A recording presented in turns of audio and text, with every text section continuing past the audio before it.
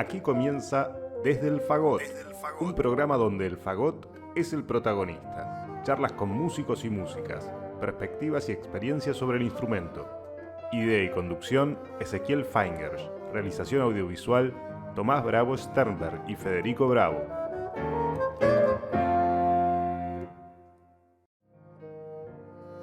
Hola, ¿qué tal? ¿Cómo están? En el programa de hoy les quisiera compartir la segunda parte de la entrevista realizada al destacado fagotista uruguayo residente en Holanda, Gustavo Núñez, quien, recordemos, es primer fagot de la Orquesta Real del Concertgebouw, profesor de fagot en la Escuela Superior de Música Robert Schumann en Düsseldorf, Alemania, y desde 2016 en la Escuela Superior de Música Reina Sofía. La parte que siempre me interesó mucho por la edad que tengo es el famoso fagot francés, que hoy prácticamente está desaparecido por el mundo. Sí.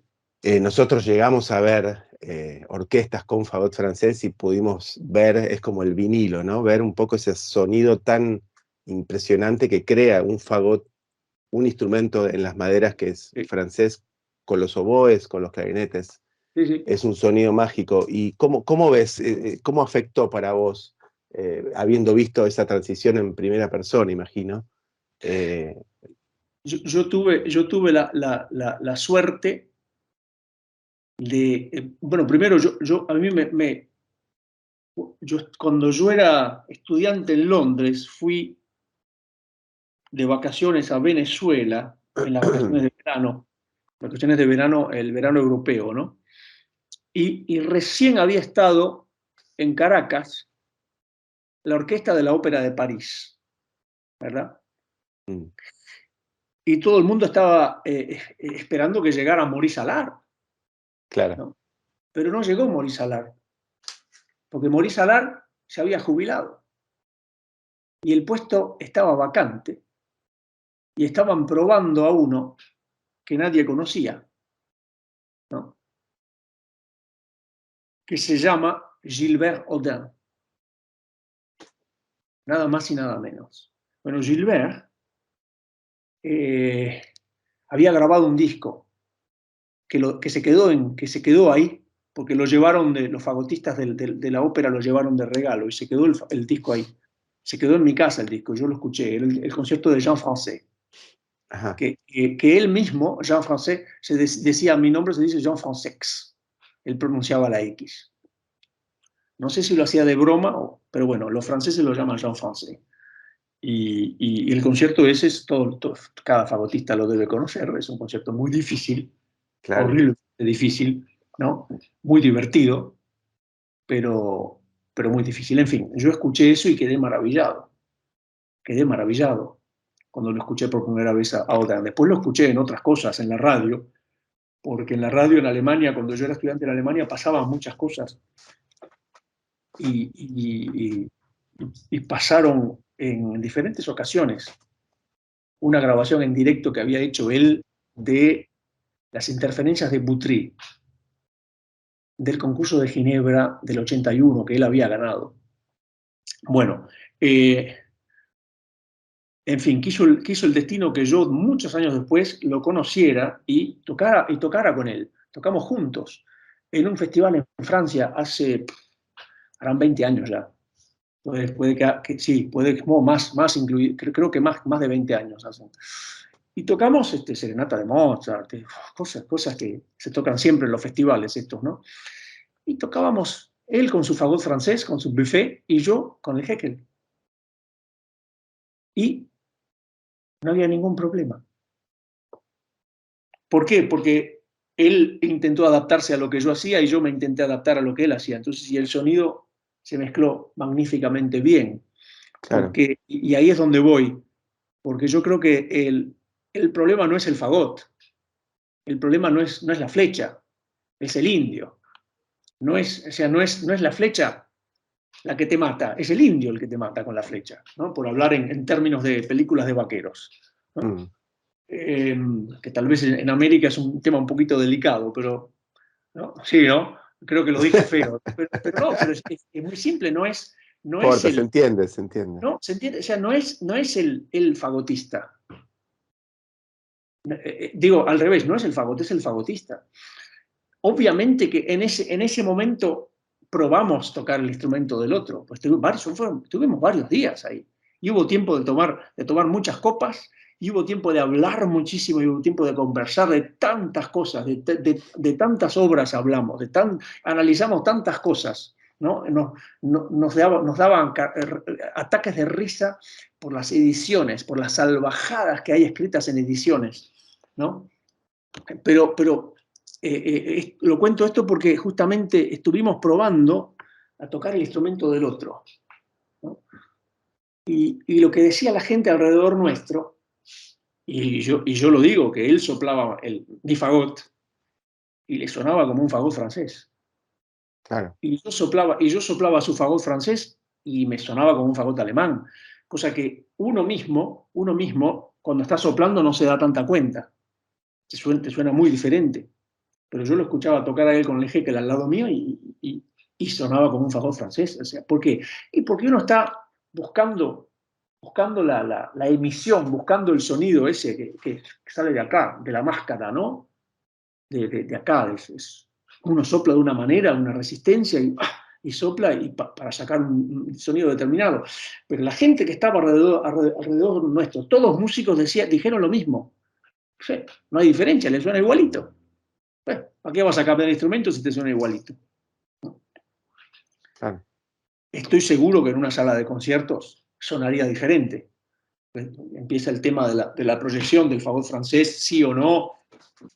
Es una discusión muy larga, ¿no? Que es cierto que el Heckel, no todos los instrumentos de manufactura alemana o de sistema alemán proyectan igual que un Heckel, pero el Heckel proyecta más que cualquier fagot francés. El Heckel proyecta más que cualquier otro fagot de cualquier manufactura. Claro. ¿No? Es una cuestión de la fabricación del Heckel, del tratamiento de la madera, de los barnices y de los aceites que se usan, ¿no? Claro. Para que la madera vibre de determinada manera. Claro. Es trágico que el fagot francés esté desapareciendo, porque es lo que está pasando, y que dentro de poco... Es que yo no sé si hay alguna orquesta fuera de Francia que toque con fagot francés. Yo sé que hay orquestas en Europa que se dedican a tocar repertorio romántico, el repertorio francés del principio del siglo XX y lo tocan con instrumentos franceses. Claro. ¿Verdad? Pasa mucho en Inglaterra que llevan el instrumento francés para tocar determinada música. Yo no me atrevería a hacer tal cosa. Para mí hacer tal cosa es un poco faltar el respeto a la escuela francesa de fagot, a la escuela que sacó grandes fagotistas, grandísimos fagotistas. Claro. Y si yo me pongo a tocar con un fagot francés, por mucho que me lo ponga a estudiar, no voy a ser más que un aficionado con el fagot francés, porque no lo puedo tocar con la misma caña que toco el fagot alemán. Tengo que ser honesto con la música, tengo que ser honesto con la historia y poner una caña francesa, ¿verdad? Entonces, primero voy a tener que hacer una caña francesa, que no sé si me sale, y después tengo que ponerme a estudiar como un loco el fagot francés, ¿verdad? Y caramba, yo no lo hago porque no le quiero faltar el respeto a gente como un gran colega, amigo como es Gilbert Audin, que es una persona que yo admiro profundamente como fagotista y como persona, Claro. y bueno, y esos colegas franceses, que hay cantidad de fagotistas franceses de primer nivel que se comen el fagot, comen el fagot así y no sabemos quiénes son. Y tocan muy bien el fagot y no sabemos quiénes son. No sabemos quiénes son porque el mundo es así. Porque conocemos el fagot francés, conocemos a Audin, conocemos a Lefebvre y conocemos a Allard y poco más, que nos quedan muy poquitos. Yo conozco a una generación un poco más joven porque estoy en contacto con algunos de ellos y sé quiénes están tocando el ahora, por ejemplo, ¿no? Quienes son la nueva generación que toca en la Ópera de París. Pero mismo en Francia hay muchas orquestas que ya no tocan con instrumento francés. En Entonces, va a desaparecer, lamentablemente. Y bueno, es un poco triste, pero qué sé yo, es también el resultado de décadas de no querer desarrollar el instrumento. Porque claro. uno quiera o no quiera uno, la fábrica Heckel estuvo en los últimos 100 años desarrollando a cada rato prototipos, ¿no? Y haciendo investigación acústica y probando y buscando materiales y cambiando madera y buscando proveedores de metales para los túneles. Estuvieron haciendo un desarrollo, bueno, que se paga ahora cada vez que uno pide un fagot, hay que pagar mucha plata. Y bueno, pero eso es todo el trabajo que han hecho ellos y no es por nada que tienen un absoluto monopolio. Bueno, Buffet Grampon no hizo nada de eso, no hizo nunca nada Claro. de eso, ¿verdad? Maurice Allard, cada vez que le preguntaban, maestro, ¿no tendríamos que mirar no quiere probar algún prototipo? No, el fagot francés está perfecto, decía él, no hay que cambiar nada. ¿Está? Entonces él estuvo así y nunca se cambió nada del fagot francés. Claro. Desde hace poco que empezaron a buscar posibilidades. Sí, el problema es que perdieron el tren simplemente. Tenían que haberlo Claro. hecho hace 40 años, 50 años. Sí. Entonces ahí, tal vez si hubiesen evolucionado un poco más en el tema de la proyección del instrumento, porque ese es el problema del fagot francés, que uno escucha la orquesta de afuera y el fagot siempre se queda en el camino. Sí, puede ser. Los que tuvimos la suerte de pasar por Río y escuchar a Noel de Vos y sus alumnos, sus colegas, el gran Noel de Vos, compañero Claro. de Maurice Allard, Sí, claro. alumno de Deren, que también se debería mencionar, y bueno, él ahí tocaba con fagotes franceses hasta hace relativamente poco, duró un poco más ahí, ¿no? Todo el sistema francés, aunque se pasaron todos al alemán. Y siempre llamaba la atención los colores más que la proyección, digo, pero bueno, sí, obviamente hay todo un trabajo de por medio, ¿no? Como vos mencionás. Claro, pero es que Sí. ese era él. Ese Sí. era él el que aportaba los colores, a pesar del instrumento que tocaba. Porque ahí volvemos a lo del artista. El artista es el que hace sonar el fagot. Porque yo agarro el fagot un momento. Lo tengo acá. Yo agarro el fagot, ¿no? Yo agarro el fagot y hago así. Y yo no oigo nada. Entonces es el artista. Y ahora donde Sí, lo que sin ondear mucho en el tema, a mí lo que me... el movimiento de intentar escuchar algo del fagot. El fagot está ahí hace rato y no suena. Y yo agarro cualquier otro instrumento y tarde o temprano lo hago sonar como a mí me gusta que suene el fagot. Digamos que pasa también con los instrumentos clásicos del periodo barroco. Digo, el fagot francés tiene una articulación muy especial y una sonoridad más allá de quien lo toca, digo, que predispone a ese sonido. Sí, pero ¿no? yo creo que es más que nada el que lo toca. Porque los franceses Claro.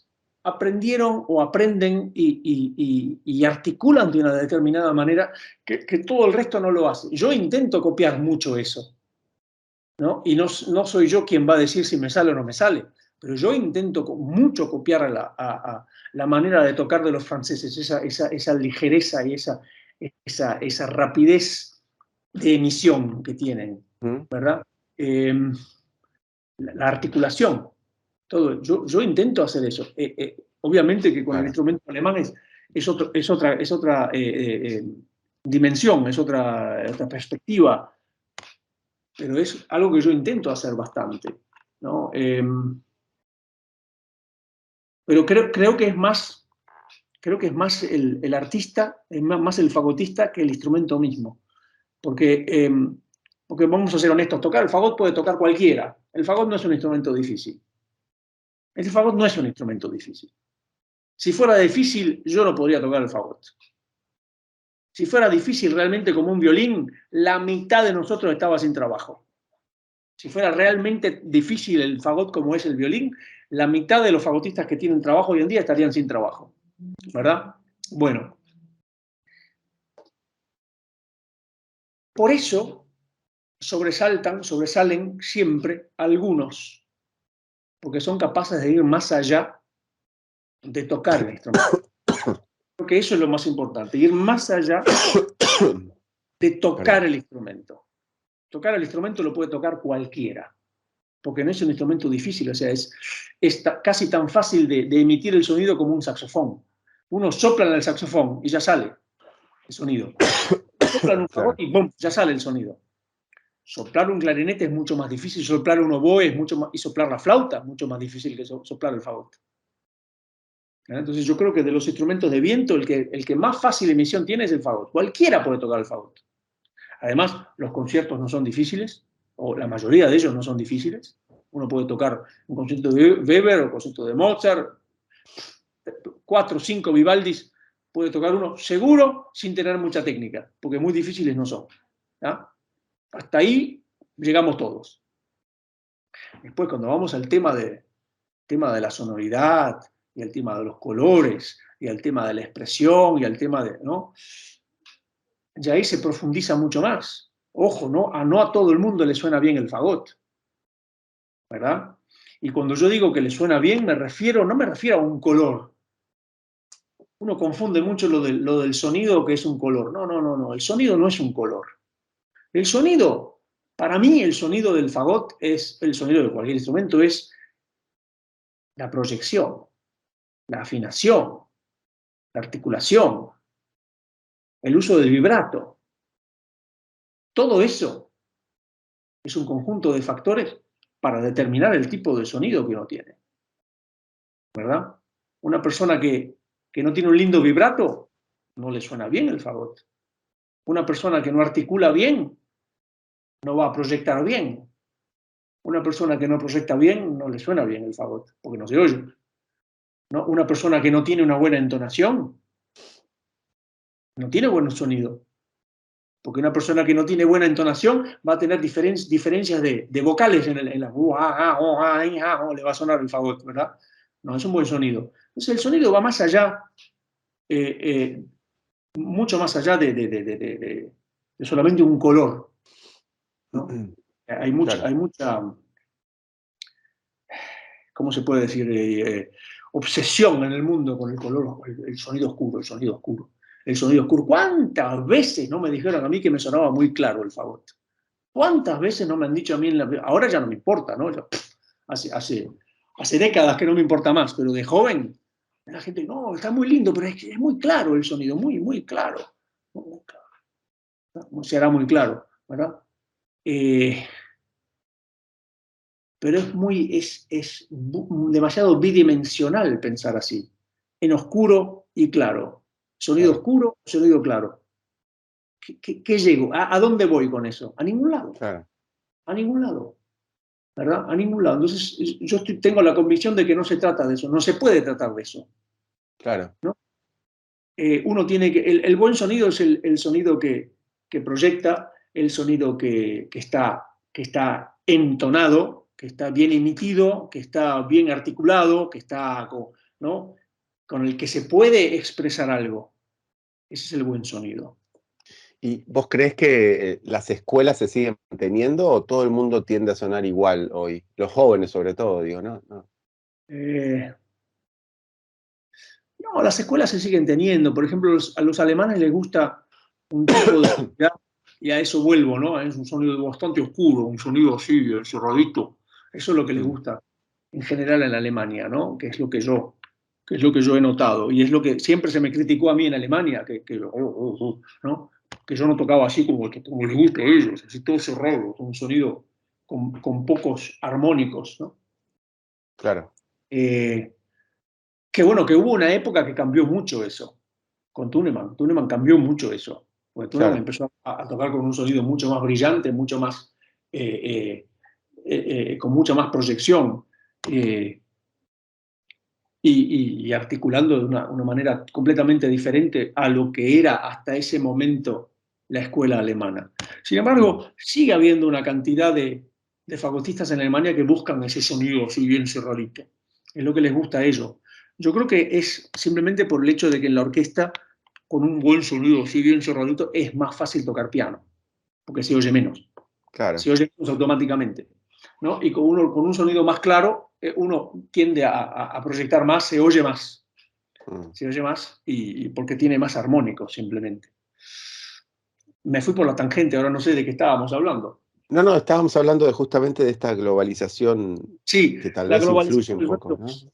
Puede ser que haya una cierta globalización en la manera de tocar, ¿no? Sin embargo, sí, yo creo que todavía en Italia siguen tocando de una manera diferente a como se toca en Francia, o como se toca en Alemania, o como se Claro, toca en Inglaterra. A pesar de que en Inglaterra hay bastantes fagotistas extranjeros trabajando hoy en día. claro, Sí, bastantes. No tanto como en Alemania. En Alemania hay bastantes fagotistas extranjeros trabajando en este momento, en las orquestas alemanas. En Francia no tanto, en Francia tienen más franceses. Pasa que en Francia tienen muchísimos que tocan muy bien. Y en Alemania, en cambio, hay menos producción de fagotistas alemanes. Hay mucha producción de fagotistas, pero en las escuelas hay muchos extranjeros estudiando el fagot. claro. Porque en los conservatorios de música, de música de primaria, ¿no? Digamos, a los nenes, no hay producción de fagotistas. Hay muy pocos fagotistas jóvenes, así, jovencitos, que Ajá, vayan a estudiar realmente música. Entonces, claro, en los conservatorios superiores en Alemania lo que sucede es que hay muchos extranjeros. claro, Entonces, españoles salen de los árboles, crecen en los árboles, los españoles tocando el fagot. En España mira, el fagot es un instrumento sumamente popular. Y eso viene de las bandas. Cada pueblo tiene su banda en España. claro, Y la banda es un conservatorio de música. Y ahí les dan clases de solfeo y les dan un instrumento. Entonces, claro. siempre hay fagotistas. Un favor, claro, En cualquier pueblo en España hay fagotistas. claro, Y creo que esa es la diferencia. Por eso empiezan a haber en Europa muchísimos fagotistas españoles trabajando por todos lados. Claro, normal, si son muchos. Es como en la claro. época de la Unión Soviética con los deportistas, que iban a los Juegos Olímpicos y ganaban muchas medallas. Y claro, si eran muchos. Es como Claro, los chinos hoy en día que van a los Juegos Olímpicos y ganan muchas medallas. Claro, tienen tantos que la base de la pirámide es gigantesca. Entonces, la punta de la pirámide siempre va a ser más alta. Es claro, normal. Siempre claro, va a claro. haber alguno que es de esa cantidad gigantesca de deportistas que lo hace muy bien. Y pasa lo mismo con el fagote en España. Cada vez son mejores, más jóvenes y mejores. Gustavo, dos preguntas más. La primera es el sistema venezolano de orquestas. Sí. ¿Qué opinas? Y no puedo tener una opinión. El problema es que yo hace muchos años que me fui y nunca volví. O sea, yo volví a Venezuela e iba de vacaciones. Pero, Jamás pero volví a el trabajar. paréntesis, perdón, es porque la pregunta estaba mal hecha. ¿Qué opinas? Porque hay un auge, ¿no? De músicos venezolanos, Sí, Dudamel. sí, Entonces sí, voy por eso, ¿no? Como resultado, no solo por estar adentro. Digo, es claro. como, Bueno, pero es que eso es el resultado normal. Es como los chinos y los soviéticos en los Juegos Olímpicos. claro, Es el resultado de tener centenares de miles de chicos tocando instrumentos, ¿verdad? Si hay en un país donde hay 200.000 fagotistas, y nombro un número sin saber, no tengo ni idea cuántos fagotistas habrá en Venezuela, pero si hay 200.000 fagotistas, alguno habrá que es muy bueno, claro. ¿verdad? Es así, eso funciona Por, así. por cantidad, claro. Por cantidad, claro. Y además, encima de todo, viene el problema geopolítico que hay en Venezuela, ¿no? Geopolítico económico que hay en Venezuela. Entonces la gente se va, la gente se empieza a ir. Y el que puede se va. Eso es así, eso es un proceso que sucedió en el Uruguay, sucedió en la Argentina, sucedió en Chile, sucedió en cada país que tuvo problemas políticos. Independientemente si uno está de acuerdo o no está de acuerdo, no vamos a discutir de política ahora, porque hay gente que va a, ¿cómo se dice? a ponerse de un lado o de otro. Yo no me pongo de ningún lado. La gente se tiene que ir de Venezuela, tendrá sus razones para irse. De la misma manera que hay gente que se va a Alemania porque tiene sus razones de irse, o se van de España porque tienen sus razones de irse. ¿Y quién va a poner en duda la democracia alemana o la democracia española? No, está, es lo que hay, no vamos a discutir el tema. Pero el que puede irse de Venezuela se va a ir a buscar mejor vida, a buscar mejor vida. Así como se van los africanos y vienen a Europa a buscar mejor vida, a no morirse de hambre, a que no los maten en una guerra. Creo que sobre todo es eso, que hay muchísimos y el que llega a tener un nivel relativamente bueno tiene las opciones de irse y se va. Normal. Yo lo haría también. O sea, si vivo en un país, ¿no? Y lo sé por experiencia propia, porque mi padre es un jubilado de Venezuela y no puede vivir con su jubilación. Claro. Venezuela no puede vivir, no llega a fin de mes con su jubilación de Venezuela, un hombre que trabajó toda su vida trabajó y tiene 3 jubilaciones, porque trabajó en 3 instancias, ¿no? Perdón, y no llega a fin de mes, pero ¿dónde estamos? ¿Verdad? Claro. En un país que en una época era uno de los más ricos del mundo, tiene las reservas de petróleo más grandes del planeta. Está, no vamos a entrar en ese juego, pero el que quiere irse, el que necesita irse, se va a ir, ¿verdad? Pero solamente se va a poder realmente ir el que puede, ¿verdad? Y por eso, y como son muchos, siempre va a haber alguno que puede irse, y por eso hay tantos por todos lados ahora. Creo que es un resultado normal de un proceso de sistemas de orquestas juveniles que enseñaron a tocar instrumentos a chicos, a gente muy joven, pero no de ahora, porque mucha gente se cree que eso es de ahora, que eso lo inventó Chávez. Claro. No, mi papá fue fundador de todo eso en el año 73 o 74, Claro. ¿verdad? Claro. O sea, estamos hablando de casi 50 años de proceso. Los pros del sistema, socialmente hablando también, no solo artísticamente, los conocemos. ¿Los contras cuáles serían para mejorar un sistema que funcionó, obviamente? Que yo no, es que lo que te digo, lo que te dije antes, es que yo me fui de Venezuela en el año 81, 1981. Hace más de 40 años que me fui. Y siempre volví, pero volvía de vacaciones, volví en una ocasión y estuve trabajando un año antes de ir a Alemania, entre mi estadía en Inglaterra, antes de ir a Alemania, estuve trabajando en Venezuela, pero no trabajé en el sistema, no estuve trabajando en Caracas en la orquesta municipal, no tenía nada que ver. Entonces yo perdí el contacto, yo no tengo idea, no sé decir ni los pros ni los contras. Los pros seguro, que salvaron de la miseria a Obvio. una cantidad de gente, centenares de miles, si no millones de chicos, con el simple hecho de darles un instrumento y darles un futuro. Sí, una posibilidad, claro. Una opción. Pero después no sé las cosas que estarán mal, no tengo idea. Es algo que nunca me puse a pensar. Quédate escuchando desde el fagot.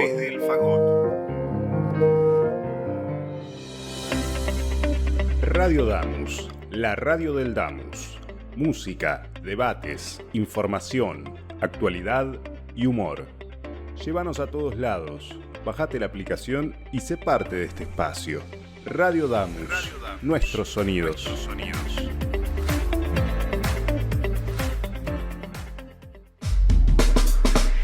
Programación 2022. Tardes contemporáneas. Órgano en Baires. Entre teclas. Voces que escuchan. Cámara hoy. Barroco de dos mundos. Paredes pintadas. Mujeres de la música. Espacio jazz. Músicas cruzadas. Desde el fagot. Todo es música. Y los estrenos de Por la huella de las cuerdas, un programa dedicado a la guitarra. Dígame licenciade, un programa de graduados y graduadas.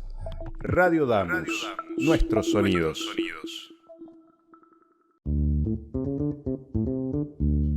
Radio.damus.musica.ar. la radio TV en vivo, información de los programas y mucho más. radio.damus.musica.ar.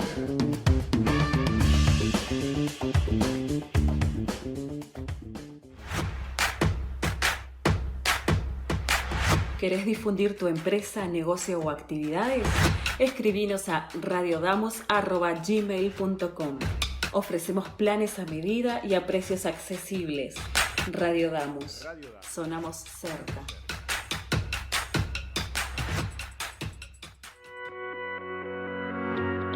Sumate a nuestra programación. La radio del Damus está abierta a propuestas. Si sos docente, no docente, estudiante, graduado o graduada del Damus, tenés tu lugar en la radio. El espacio es gratuito y te ayudamos a preparar tu programa. Escribinos a radiodamus@gmail.com o buscanos en Facebook e Instagram. Radio Damus, tu radio.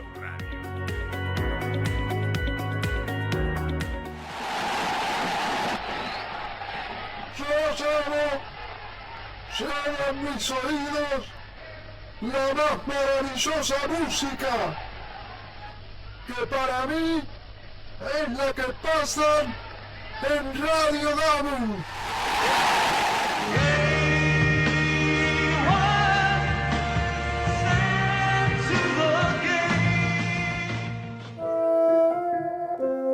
Seguimos con Desde el Fagot.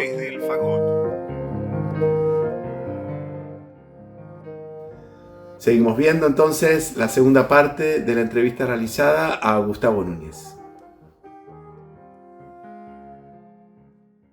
Gustavo, ¿y llegaste a tocar con tu papá en la orquesta alguna vez? Sí, llegué a tocar con él, porque cuando yo era estudiante en Alemania, fui a tocar a Venezuela, me fui unos meses a interrumpir mi estudio en Alemania, porque antes de tener la beca, que no la tuve, yo no tuve la beca desde el principio de mis estudios, ¿no? La beca se tramitó y tardaba, entonces justo medio año antes de tener la beca, me fui a estar con mis padres en Caracas, y entonces trabajé un poco, entonces tocaba con en la Orquesta Sinfónica de Venezuela con mi padre. Sí, claro. Tocamos un par de cosas juntos, sí. Qué bueno. Y también tengo entendido que conociste a Guillermo Roura, que fue mi maestro acá en Argentina. Sí. Claro, porque él fue a trabajar a Venezuela en una época que yo era muy niño también, ¿no? Y Guillermo fue a trabajar en la Orquesta Sinfónica de Venezuela también, pero creo que estuvo un año o dos nada más. Sí, poco, una temporada, sí. No hace falta Teatro Colón, ¿verdad? Sí, claro. Era algo que él simplemente no podía rechazar ir al Teatro Colón, obviamente, ¿no? Claro. Sí. Y es una persona que yo sé que no está muy bien de salud ahora, pero tuve mucho contacto con él hace muchos años, y lo vi en reiteradas veces, porque nosotros fuimos a la Argentina bastantes veces. Con la orquesta de Bamberg fui a la Argentina, con la orquesta de Ámsterdam fui también 2 veces a la Argentina, y siempre lo vi, siempre me lo encontré. Claro. Y él fue al Uruguay, yo toqué en Uruguay hace montones de años también, y él fue a escuchar el concierto que yo toqué en Montevideo. Claro. Y entonces sí, fue también un poco parte de la familia, ¿no? Alguien que uno conoce de muy chico también, ¿no? Pero bueno, lamentablemente no está muy bien de salud, es un trágico. Sí, está bastante delicado. Sí. Y para terminar, Gustavo, ¿en algún momento se te cruzó la idea de volver a Venezuela a vivir?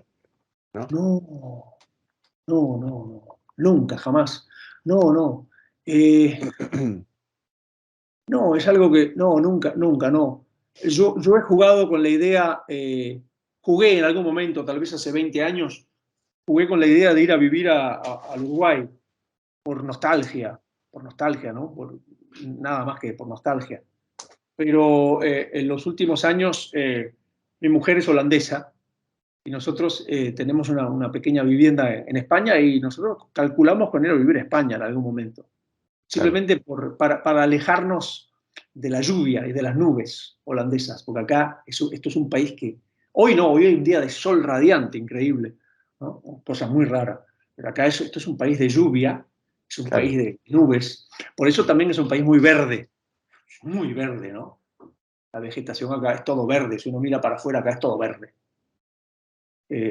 prácticamente no hay que regar acá, nunca, nunca. Siempre llueve, siempre hay suficiente agua en la tierra. No, pero Venezuela no. Yo no puedo decir que haya disfrutado yo humanamente de haber vivido en Venezuela, porque nosotros veníamos del Uruguay, y en Uruguay había ir al colegio en Uruguay era diferente.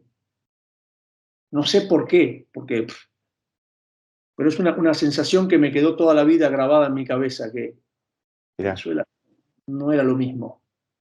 Caracas no era lo mismo. Además, Caracas es una ciudad muy densa, con mucho tránsito, muchos autos, que nunca me gustó. Nunca me gustó. claro, Yo soy más tranquilo. Me gusta la tranquilidad.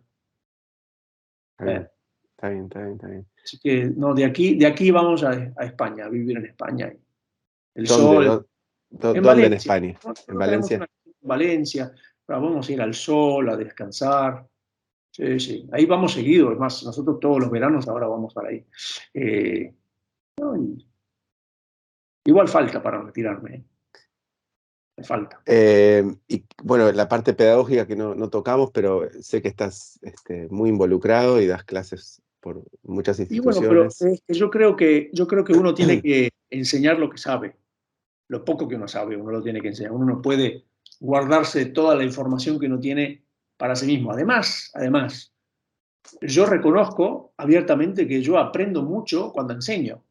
Claro, Yo aprendo mucho cuando enseño. Y me ayuda a mantenerme en forma también, porque yo cuando doy clases y yo toco dando clases.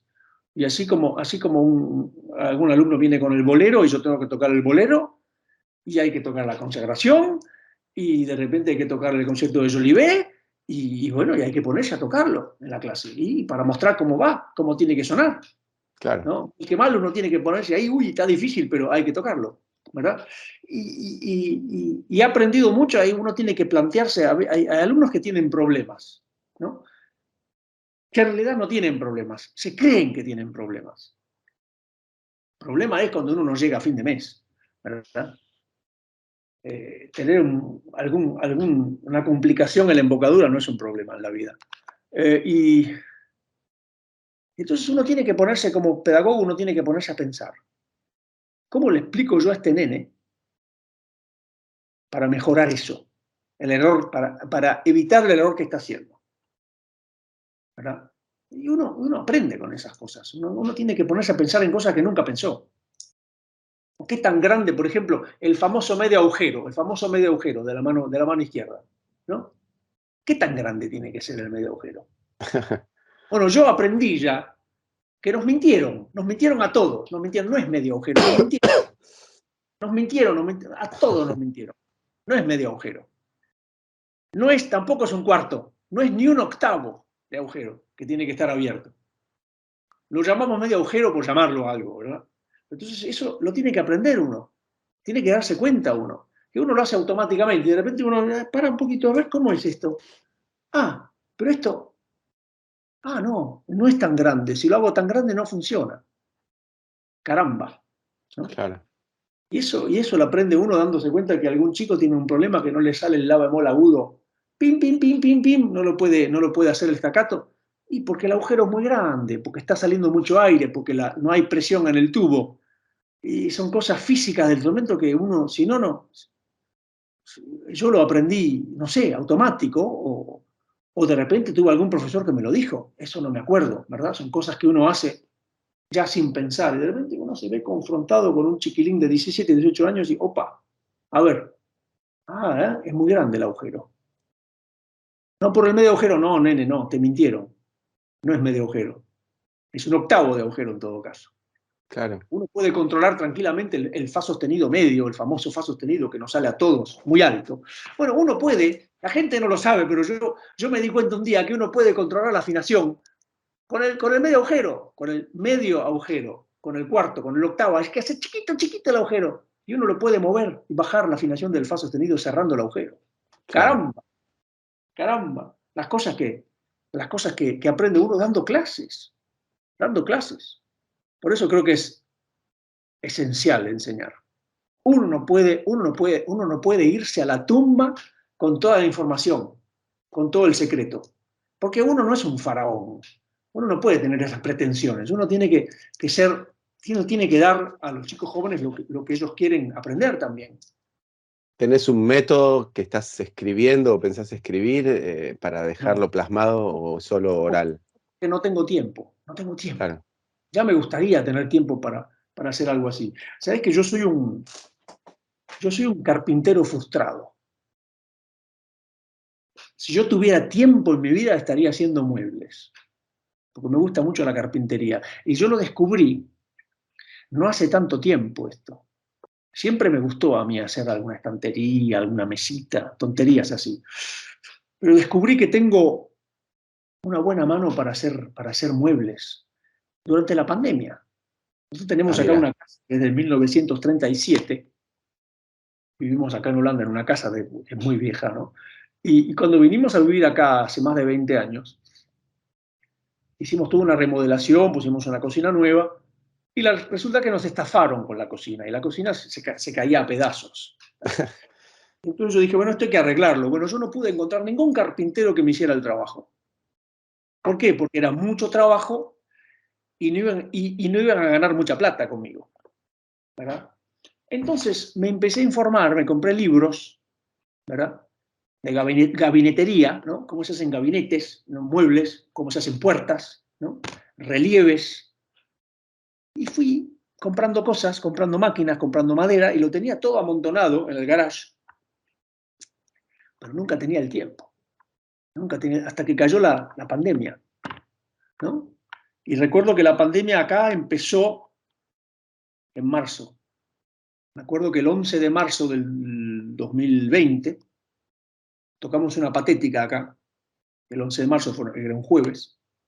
Tocamos, creo que era jueves, ¿no? Y me acuerdo que tocamos la patética el 11 y el 12 teníamos repetición, tocábamos otra vez la patética, porque acá se repiten mucho los conciertos. Acá hay semanas que hacemos 4 conciertos en una semana, ¿no? Generalmente son 3, pero a veces también 4. Bueno, esa semana tocábamos 3 veces la patética, jueves, viernes y domingo. Bueno, el viernes 12 de marzo nos avisan que el concierto se cancela porque ya sabíamos que se podía venir en cualquier momento esa cerrada de puertas a todo público, ¿no? Y bueno, y sabíamos que íbamos a estar semanas cerrados, ¿no? Y hasta los pocos días nos dimos cuenta que esto va a durar meses, ¿no? Y dije, bueno, si vamos a estar meses sin hacer nada, ¿no? Yo daba clases online, ya había empezado ya con la computadora a dar clases, pero no hacía otra cosa. Yo si no tengo que tocar, no estudio el fagot. Yo ya estoy en una época que si no tengo que tocar nada, yo no estudio. Yo estudio para poder tocar. Entonces, si yo sabía no voy a tener ningún concierto hasta junio, julio, ¿qué voy a estudiar? Me pongo a estudiar cuando tenga concierto. Bueno, y dije, bueno, esta es la mía.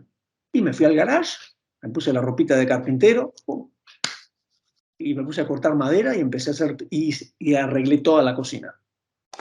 Me quedó, ¿eh? Lo único que no me quedó bien fue la pintura. Pero, más que nada, por la calidad de la pintura, no por lo que yo hice pintando. Porque pintar no es para genios. Pintar es fácil, pintar es muy simple pintar. Hay que preparar bien la superficie para que quede bien pintado.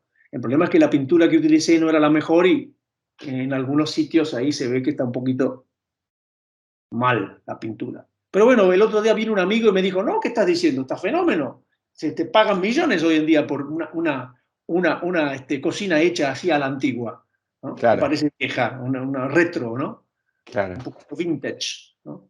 Bueno, en fin. Entonces, si yo tuviera tiempo realmente, creo que no escribiría un libro. Además, ¿sabes por qué? Porque hay muchos libros escritos ya sobre la técnica del fagot.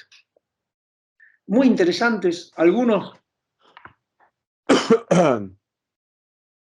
bien, o sea, yo creo que no hay ninguno que esté mal, ¿verdad? Entonces, son colegas destacados que han hecho su trabajo y han escrito libros, tal vez me podría poner a escribir un libro sobre la fabricación de las cañas, que es un tema muy delicado y que hay mucha gente que no sabe, que no tiene ni idea. Claro. Yo noto mucho en la gente joven que viene a verme y yo digo, caramba, nunca te dijeron esto, que abriéndole el alambre pam, suena mejor la caña. Son cosas así, son detalles que de repente... Pero repito, si yo tuviera tiempo, me dedicaría a la carpintería nada más. Sí, encantado. Hay que tener cuidado con la carpintería, porque las sierras son armas letales. Si tengo tiempo y hago un programa sobre la escuela de carpintería en Argentina, te vuelvo a llamar. Estamos ahí estoy. Mientras tanto, en serio, un lujo poder conocerte y que hayas participado de este proyecto medio alocado, pero bueno, trata un poco de armar lo que se pueda. ¿Sí? Claro, un gusto. Muchas gracias. Dale. Te mando un abrazo, ¿sí? Un abrazo grande. Encantado, ¿eh? Dale. Adiós. Chau. Llegamos así al final de esta entrevista. Espero que la hayan disfrutado. Mis agradecimientos a Gustavo por su amabilidad y, como siempre, por el trabajo técnico y de edición. Mis agradecimientos especiales a Gonzalo Rodríguez y Tomás Bravo. Será hasta pronto y muchísimas gracias. Esto fue Desde el Fagot. Idea y conducción, Ezequiel Feingersch.